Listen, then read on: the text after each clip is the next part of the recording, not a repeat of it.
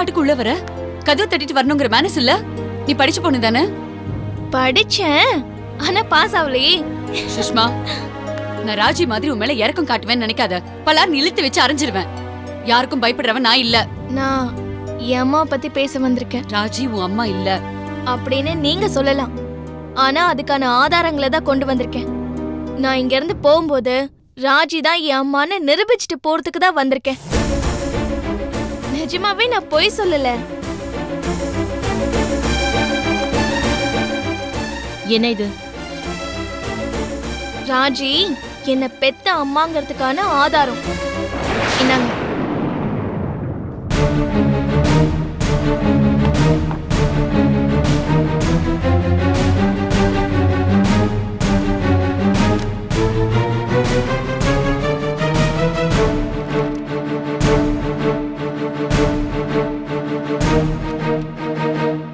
பாருங்க, நல்லா பாருங்க. பேரு பாருங்க, ராஜலட்சுமி. இந்த அட்மிஷன் ஃபார்ம்ல யார் சைன் பண்ணிருக்கான்னு பாருங்க. ராஜின்னு இருக்குல்ல, அம்மா சைன் தானே? ஆமா, இது ராஜி கையெழுத்து தான். ஹாஸ்பிட்டல் பேரு பாருங்க, கேவி நர்சிங் ஹோம். டேட் பாருங்க, 1990 மார்ச். நீங்க பிறந்தது 1987 நவம்பர். உங்களை விட நான் 2.5 வருஷம் சின்னவ. பிறந்தது திருவல்லிக்கேணில கேவி நர்சிங் ஹோம்ல. இது என்ன தெரியுமா? அம்மாவோட யூட்ரஸ் ஸ்கேன் ரிப்போர்ட். நீங்க ஹாஸ்பிட்டல்ல தானே வேலை பாக்குறீங்க, இதெல்லாம் எதுக்கு எடுப்பாங்க? குழந்தை பிறக்கிற தன்மையை ஆராயறதுக்கும் கர்ப்பப்பை ஸ்ட்ராங்கா வீக்கான்னு பாக்கிறதுக்கு தானே டெஸ்ட் பண்ணுவாங்க. இதெல்லாம் அவங்க எடுக்கலன்னா என்கிட்ட எப்படி கவரும்? அப்புறம் இது பாத்தீங்களா, டாக்டர் பிரிஸ்கிரிப்ஷன். நான் பிறந்த பிரசவ செலவோட பில்லு ஏறக்குறைய 10,000 ரூபாய். அப்பவே எங்க அம்மாவுக்கு பிரசவம் பார்த்தது அந்த சமயத்துல ஃபேமஸா இருந்த கைனகாலஜிஸ்ட் டாக்டர் கிருஷ்ணவேணி மேடம். நீ லண்டன்ல பிறந்ததா? லண்டன்ல பிறக்கல, வளர்ந்தேன். இங்கதான் நான் பிறந்தேன். நான் பிறந்ததும் அம்மா என்ன அப்பா கையில கொடுத்து என்னை விரட்டி விட்டுட்டாங்க. எங்க அப்பா என்ன லண்டன்ல கொண்டு போய் இத்தனை வருஷமா வளர்த்தாரு. இப்ப என்ன சொல்றீங்க? அவங்க medical report, scan report, hospital admission form எல்லாத்தையும் பாத்தீங்கல்ல. ராஜி லண்டன்ல இருந்து வந்ததும் மாமா உங்களை அம்மா கையில கொடுத்துட்டு அத்தை கொலை கேஸ்ல உள்ள போயிட்டாரு. அதனால மாமாவுக்கு இது சம்பந்தமா எதுவுமே தெரியறதுக்கு வாய்ப்பே இல்லை. உனக்கு எப்படி இதெல்லாம் தெரியும்? இதெல்லாம் உனக்கு எங்கிருந்து கிடைச்சது? அதெல்லாம் நீங்க கேட்க கூடாது. இது உண்மையா இல்லையான்னு மட்டும் ஆராய்ச்சி பண்ணுங்க. இந்த விஷயம் இப்போதைக்கு ரகசியமா நமக்குள்ள மட்டும் இருக்கட்டும். வேற யாருக்கும் தெரிய வேண்டாம். முக்கியமா கருணாகரன் மாமாக்கு தெரிய வேண்டாம். அவர் தான் தங்கச்சிய ரொம்ப நம்புறாரு. அந்த நம்பிக்கையை நாம உடைக்க வேண்டாம். உங்களுக்கு ஏன் சொல்றேன்னா, உங்களை கன்வின்ஸ் பண்றதா எனக்கு ரொம்ப கஷ்டம். எனக்கு என் அம்மா கிடைக்கிறதுக்கு உங்க சப்போர்ட் கண்டிப்பா வேணும். நீங்க இல்லாம என் போராட்டம் ஜெயிக்காதுக்கா. உங்க உதவி எனக்கு கண்டிப்பா தேவை. அதனாலதான் என் நியாயமான இந்த போராட்டத்தை நான் உங்க பார்வைக்கு கொண்டு வந்தேன். நீங்க மிகப்பெரிய அதிர்ச்சியில இருக்கிறது உங்க முகத்தை பார்த்தாலே தெரியுது. உங்களுக்கு இப்போ தனிமை தேவைப்படுது. நீங்க யோசிக்கிறதுக்கு உங்களுக்கு டைம் வேணும். நான் போறேன். மறுபடியும் சந்திப்போம். நான் வரேன்க்கா. அக்கா, ராஜி தான் என் அம்மா. ராஜியோட ஒரே பொண்ணு நான் மட்டும்தான். நான் பிறந்த இடம் KV nursing home, Thiruvallikeni. Doctor பேரு கிருஷ்ணவேணி. மறந்துடாதீங்க, நல்ல ஞாபகம் வச்சுக்கோங்க. வரேன்க்கா.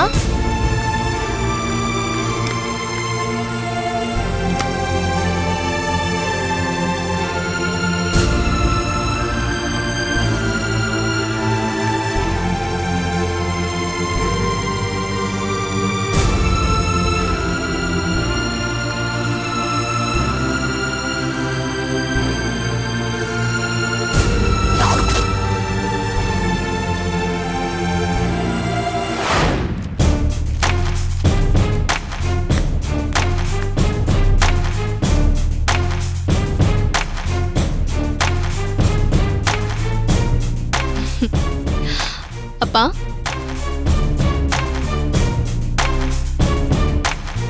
என் மேல உங்களுக்கு என்ன பக்கம்?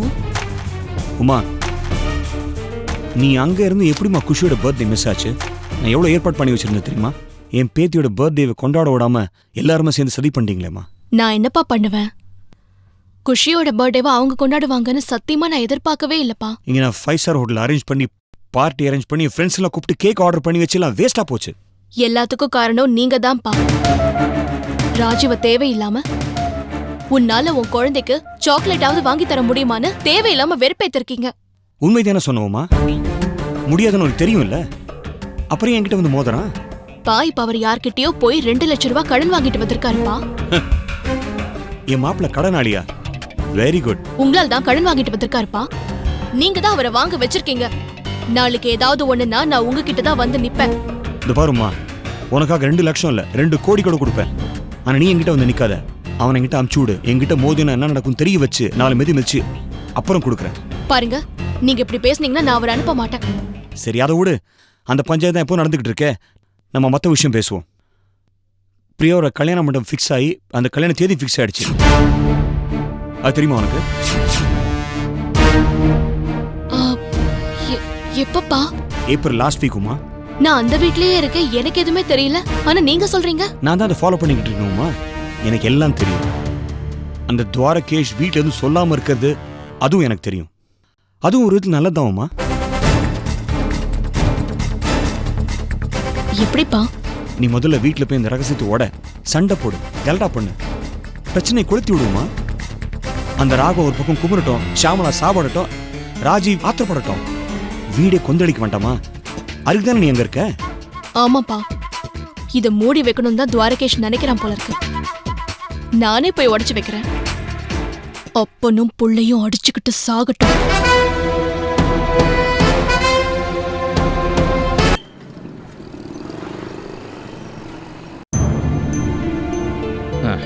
இதான் மாமா நாங்க ஃபைனல் பண்ண மண்டபம். Very good. நல்லா ரொம்ப நல்லா இருக்கு. Yes come in. வணக்கம் சார். வாங்க வாங்க வாங்க வாங்க வாங்க சார், உட்காருங்க. கல்யாண மண்டபம்லாம் பார்த்து ஃபிக்ஸ் பண்ணிட்டீங்க. வாழ்த்துக்கள். Thank you sir. நான் ஒரு முக்கியமான விஷயமா வந்திருக்கேன். இந்தப்பா.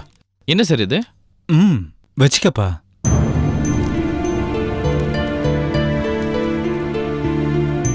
சார் 10 லட்சம் ரூபாய்க்கு செக்கு, அதுவும் என் பேர்ல எதுக்கு சார்? என் பொண்ணுடைய கல்யாணத்துக்காக சேர்த்து வச்சது. எங்கேயோ கண்காணாத இடத்துல இருந்த என் மகளுக்காக நான் கொஞ்சம் கொஞ்சமா சேர்த்து வச்சது. இன்னைக்கு நான் இதை உங்ககிட்ட கொடுக்குறேன். இதை வச்சு என் பொண்ணுடைய கல்யாணத்தை நடத்தி வை. இதெல்லாம் வேண்டாம் சார். அப்படியெல்லாம் சொல்லாதப்பா. இதை ராகவன் சார் கையில கொடுக்கணும்னு தான் ஆசை. ஆனா கொடுத்த அடுத்த நிமிஷமே என் பொண்ணுக்கு கல்யாணம் பண்றதுக்கு நீங்க யாருன்னு செக்கை கிழிச்சு போட்டுருவாரு. அதனால தான் நான் உங்ககிட்ட கொடுக்குறேன். இது பிரியாவுக்கு சொந்தமான பணம்ப்பா. இல்ல சார், பிரியா ஏன் தங்கச்சி, அவளுக்கு நான் செய்யறேன். நானும் ஸ்னேகமும் இப்ப நல்ல நிலைமையில் இருக்கோம். நாங்க பேங்க்ல ஏதாவது லோன் ஏதாவது வாங்கி இதை செய்வோம். எதுக்குப்பா? பணம் கையில ரெடியா இருக்கும்போது எதுக்கு லோன் வாங்கணும்? இல்ல சார், நாங்களே. மாப்பிள்ள அப்படிலாம் சொல்லாதீங்க. பெத்த தகப்ப பொண்ணோட கல்யாணத்துக்கு கொடுக்குறாரு, தடுக்காதீங்க. அதுக்கு இல்ல மாமா. மாப்பிள்ள அவர் மட்டும் இல்ல, பிரியா கல்யாணத்துக்கு நானும் செலவு பண்ணுவேன். நீங்க எதுக்கு மாமா? ஆமா மாப்பிள்ள, பிரியாவோட அம்மா பிரசவத்திலே இறந்துட்டாங்க. பிரியாவை முதல்ல வளர்த்தது கஸ்தூரி தான். பிரியாவை பொறுத்த வரைக்கும் கஸ்தூரி தான் அம்மா. அவ அம்மானா நான் அப்பா ஸ்தானத்துல வந்துடுறேன்ல, அதனால நானும் கண்டிப்பா செலவு பண்ணுவேன். நன்றி சார். சும்மா இருங்க திவாகர். ஒரு கல்யாணம்னா எவ்வளோ செலவு இருக்கும். கல்யாண மண்டபம் தான் கல்யாணத்துல பிரதான செலவே. அதுக்கடுத்து சாப்பாடு செலவு. அதனால அந்த கேட்டரிங் செலவு மொத்தத்தையும் நான் ஏத்துக்கிறேன். எதுக்கு மாமா நீங்க இதெல்லாம் பண்ணிக்கிட்டு? இல்ல மாப்பிள்ள, இந்த கல்யாணத்துக்கு வரவங்களோட எல்லாருடைய மனசும் நிரம்பணும், வயிறும் நிரம்பணும். அந்த செலவை நான் ஏத்துக்கிறேன். தடுக்காதீங்க, விட்டுருங்க. அதெல்லாம் நாங்க பாத்துக்கிறோம் மாமா. தடுக்காதீங்க மாப்பிள்ள. ஐஜி சார் எனக்கு எவ்வளவோ உதவி பண்ணியிருக்காரு. கல்யாண மாப்பிள்ள ஐஜி சாரோட பையன். இந்த பக்கம் நம்ம பிரியா. இந்த கல்யாணத்துல எங்க 2 பேரோட பங்கு இருக்கணும்னு ஆசைப்படுறோம். ப்ளீஸ் தயவு செஞ்சு மறுக்காதீங்க. சரி மாமா. தேங்க்யூ. என்ன சொல்ற? பிரியா கல்யாணத்துக்கு தேதியும் மண்டபமும் ஃபிக்ஸ் பண்ணிட்டாங்களா? ஆமாங்க, ஏப்ரல் லாஸ்ட் வீக்ல கல்யாணம். மண்டபம் கூட ஃபிக்ஸ் ஆயிடுச்சு. நம்பலன்னா வாங்க காட்டுறேன். ஏய், நம்மள மீறி எப்படி நடக்கும்? உண்மையான தகவல் தானா இல்ல உங்க அப்பா சொன்னானா? இப்ப யார் சொன்னா என்னங்க, நடந்துருச்சுல்ல. நம்மள மீறி தட்டு மாத்திர ஃபங்க்ஷன் நடக்கலையா? அது மாதிரி தாங்க இதுவும் 100% உண்மையான தகவல்ங்க.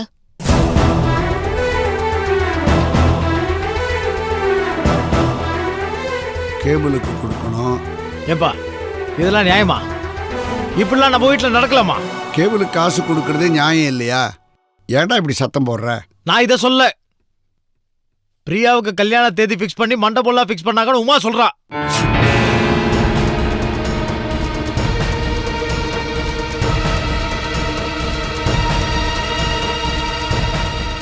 ஆமா மாமா, ஏப்ரல் லாஸ்ட் வீக்ல கல்யாணம். டி நகர்ல கல்யாண மண்டபம். கல்யாண வேலை எல்லாமே ரகசியமா நடந்துகிட்டு தான் இருக்கு. அத கேட்கறதுக்கு கூட ஒரு ஆள் இல்லை. ரொம்ப அசிங்கமா இருக்கு, அவமானமா இருக்கு. நம்ம வீட்டு பொண்ணு கல்யாணத்தை அவங்க இஷ்டத்துக்கு நடத்துறாங்க. நம்மளெல்லாம் கேட்பாங்கன்னு இனிமே கேரண்டியே இல்லை. ஏப்பா பிரியாவுக்கு மண்டபம் பார்த்துட்டாங்க, கல்யாணம் நல்லா குறிச்சிட்டாங்கன்னு சொல்ற ஒரு அப்பாவா ரத்தம் கொதிக்க வேண்டாமா? அவன் என் ரத்தமே இல்லையேடா, அப்புறம் எதுக்குடா கொதிக்கணும்? என்னங்க என்னங்க இப்படி சொல்றீங்க? இன்னும் எப்படி சொல்றது ஷாமலா? அந்த திவாகரை ஒரு நாள் ரோட்ல மீட் பண்ணேன். நான் தான் பிரியாவுக்கு அப்பான்னு சொன்னான். அவனை அடிக்காத குறையா திட்டி அனுப்பிச்சேன். அப்படியே அவன் திருந்தல. அவன் தான் பெத்தவங்கிற ஒரே காரணத்தால இந்த கொலகார கும்பல் ஆடுது. அந்த திவாகரை அவங்க பக்கம் வச்சுக்கிட்டு அந்த ஐஜி பெரிய ஆட்டமே ஆடுறாரு. இது என்னால கேள்வி கேட்க முடியல. கேட்டாலும் அவங்களுக்கு உரைக்காது. என் பிள்ளை எப்படிலாம் பண்றீங்களா பாவீங்களான்னு என்னால உள்ள அழத்தான் முடியும். வேற என்னதான் பண்ண முடியும்? ஏப்பா நீங்களா எப்படி பேசுறது? அடப்போடா, எனக்கு எதுலுமே ஈடுபாடு இல்லாம போயிடுச்சு. எப்படியோ போகட்டும். இனிமே அந்த பிரியா விஷயத்துல நான் தலையிடுறதா இல்ல. ஷாமலா, நீ ஒரு காரியம் பண்ணு. சொல்லுங்க. அந்த கல்யாணம் என்னைக்குன்னு உன் பையனை கேட்டு தெரிஞ்சு வச்சுக்க. அதுக்கு 4 நாள் முன்னாடியே நம்ம இந்த ஊரை விட்டு எங்கேயாவது போயிடலாம். ஏன்னா என்னால இங்கிருந்து தாங்க முடியாது. நெஞ்சு வேதனையில் வெடிச்சு போயிடும். என்ன மீறி என் பொண்ணு கழுத்துல தாலி ஏறுற அந்த நிமிஷம் என் உயிர் போயிடுங்க. ராஜீவ், உமா, நீங்களும் வந்துருங்க. இந்த அசிங்கத்துல நாம சம்மந்தப்பட வேண்டாம். ஏப்பா நாமே ஊரை விட்டு போனோம். தப்பு பண்றது அவங்க. நான் தட்டி கேட்பேன். கண்டிப்பா என்ன மீறி எதுவுமே நடக்காது, நடக்கவும் விட மாட்டேன். டேய் நில்றா. பிரியாவுக்கு மண்டபம்லாம் பார்த்து கல்யாணத்துக்கு ரகசியமாலாம் டேட்டை ஃபிக்ஸ் பண்ணிட்டீங்கன்னு உமா சொல்றா. உண்மையா? அதான் சொல்ல வேண்டிங்க சொல்லிட்டாங்கல்ல, அப்புறம் என்ன? ஏய், கேக்குற கேள்விக்கு மட்டும் பதில் சொல்லு. ஆமா, எல்லாம் பண்ணியாச்சு. ஏய், என்ன மீறி இந்த காரியத்தை பண்றதுக்கு உங்களுக்கு எப்படிடா தைரியம் வந்தது? பா சும்மா கத்திட்டு இருக்காதீங்கப்பா. ஒரு நல்ல கருத்தை நடக்க விட மாட்டீங்க. கும்பலை சேர்ந்து குறுக்கப்படுத்துக்கிறீங்க. ஒவ்வொரு காரியமும் உங்களை கேட்டு பண்ணோன்னா பிரியா கிழவி ஆயிடுவா. அதான் நானே முடிவு பண்ணிட்டேன். ஏய், அவளுக்கு அப்பா நான்டா. பெத்தப்பாவா வளர்த்தப்பாவா? ஏய், பெத்த அப்பா பர்மிஷன் கொடுத்துட்டாரு. எங்களுக்கு அது போதும். அதுக்காக அவனை என்னை கம்பேர் பண்றியா? பிரியா மேல அவனை விட எனக்கு தான்டா உரிமை ஜாஸ்தி. அந்த உரிமை அவளை நல்லபடியா வாழ வைக்க பயன்படலையே, நாசமாக்க தானே பாக்குறீங்க. இவ்வளவு தூரம் அவளை வளர்த்து என்னப்பா பிரயோஜனம்? இப்ப கத்தி எடுத்து குத்த வரீங்க. அவ காதலிச்சவனை கல்யாணம் பண்ணி வச்சா அது நியாயம். ஈகோவுக்காக அவையன் தன் காதலை தியாகம் பண்ணணும். இது பாருங்கப்பா, பிரியா பிரதீப்பை லவ் பண்றான். ஐஜி குடும்பம் நல்ல கண்ணியமான குடும்பம். அதையும் நீங்க தடுக்கிறீங்க.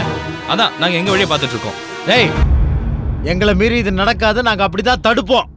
தடையை மீறி நாங்க நடத்தி காட்டுவோம். வா. நடக்காதரா.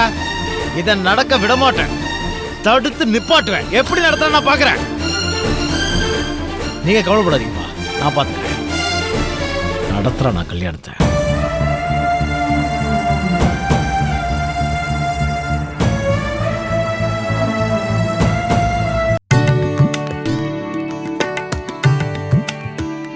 வாங்க வாங்க.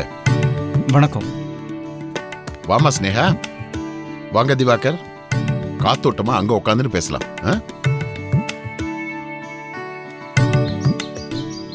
உட்காருங்க. ரெடியா இருக்கீங்க போல இருக்கு. நீங்க வருவீங்கன்னு சொல்லியிருந்தாரு. டீ எடுத்துக்கோங்க. எடுத்துக்குமா. எடுத்துக்கோ. இந்தாம்மா எடுத்துக்க. உங்களை வர சொன்னது எதுக்குன்னா, பிரியா பிரதீப் கல்யாணத்துக்கு பத்திரிகை அடிக்கணும். இப்போலேருந்து வேலையை ஆரம்பிக்கணும்ல. இதில் என்ன சார் பிரச்சனை? இதை நீங்களே பண்ணிடலாமே. நடுவில் நான் எதுக்கு? நோ நோ நோ, நீங்கள் இல்லாமல எல்லா விஷயத்துலையும் உங்களையும் ராகவனையும் டிஸ்கஸ் பண்ணி தானே சார் பண்ணணும். அது ஒண்ணும் இல்ல சார். கல்யாண பத்திரிக்கையில பிரியாவோட அப்பான்னு யாரோட பேரை போடுறதுன்னு ஒரு சின்ன குழப்பம். அதான். இதில் என்னங்க குழப்பம்? பிரியாவோட அப்பா சார் தானே, அவர் பேர் தானே போடணும். பிரச்சனை என்ன நீ புரிஞ்சுதான் பேசுறியா? இத்தனை வருஷமா மாமாவை அப்பா அப்பான்னு சொல்லிட்டு இப்போ திடீர்னு திவாகர் சார் அப்பான்னு சொன்னா அக்கம் பக்கத்துல இருக்கிறவங்கள கேள்வி கேட்க மாட்டாங்க, கேலி பண்ண மாட்டாங்க. அவளோட இந்த கல்யாண சமயத்துல இந்த புது குழப்பெல்லாம் தேவையா? அதுக்காக பெத்த அப்பா மறைக்கவா முடியும்? துவாரகேஷ் ப்ளீஸ், ஸ்னேகா சொல்றதுல ஒரு நியாயம் இருக்கு. பிரியாவோட அப்பா நான் தாங்கிறது பிரியாவுக்கு மட்டும் தெரிஞ்சா போதும். ஊர் உலகத்துக்கு ராகவனே அவளுடைய அப்பாவா இருந்துட்டு போகட்டும். அந்த ஏரியாக்குள்ளேயே நான் வர விரும்பல. எனக்கு என் பொண்ணு வாழ்க்கை தாமா முக்கியம். இல்லை சார், உங்கள் உரிமை நீங்கள் ஏன் சார் விட்டு கொடுக்கணும்? துவாரகேஷ், இவங்க 2 பேரோட ஒப்பீனியன் தான் என்னோட ஒப்பீனியனும். நானும் பத்திரிகையில் ராகவன் சார் பேர் போட தான் விரும்புகிறேன். சரிங்க, அப்படியே பண்ணிக்கலாங்க. இல்ல ஆண்டி, அதுலயும் ஒரு சிக்கல் இருக்கு. மாமா பேர் போடணும்னா மாமா கிட்ட முதல்ல பெர்மிஷன் கேட்கணும். இல்லைன்னா தேவையில்லாத பிரச்சனைகளை நீங்க தான் ஃபேஸ் பண்ண வேண்டியிருக்கும். இப்படி ஒவ்வொரு அடியிலையும் ஏதாவது தடங்கள் ஏற்பட்டதுன்னா அப்புறம் கல்யாணம் எப்படி நடக்கும்?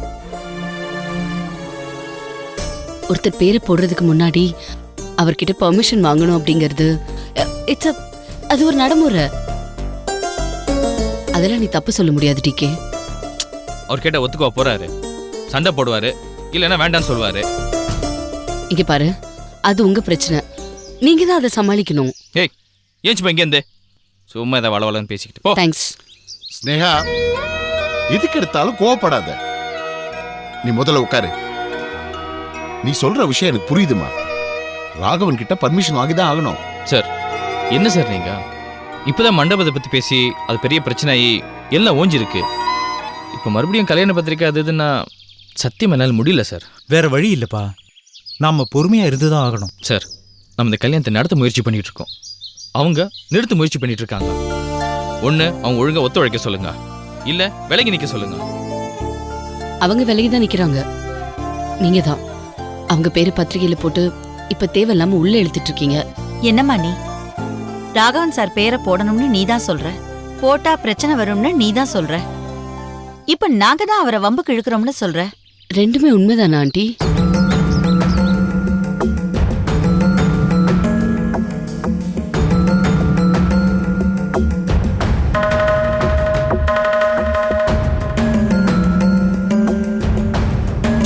இல்ல நீதான் ஸ்னேகா. எதுக்கு இப்ப வாக்குவாதம்? ஏங்க, இன்விடேஷனுக்கே இந்த அடிதடினா இன்னும் கல்யாணத்துக்கு 1000 விஷயம் இருக்கு. அதுக்கெல்லாம் நம்ம என்னங்க பண்ண போறோம்? வேற வழி இல்ல ருத்ரா, இது நம்ம பையனோட கல்யாணம். இன்விடேஷன்ல ராகவன் பேரை போட்டு தான் ஆகணும். அதுக்கு அவர்கிட்ட பர்மிஷன் வாங்கி தானே ஆகணும். சொல்ல வேண்டியது நம்மளோட கடமை. அதுக்கப்புறம் அவரு ஏத்துக்கிறாரோ இல்லையோ. சார், எனக்கு என்னமோ இந்த கல்யாணம் நம்ம நினைச்ச மாதிரி நடக்கும்னு தோணல. பெரிய அடிதடியில வந்து முடிய போகுதுன்னு நினைக்கிறேன்.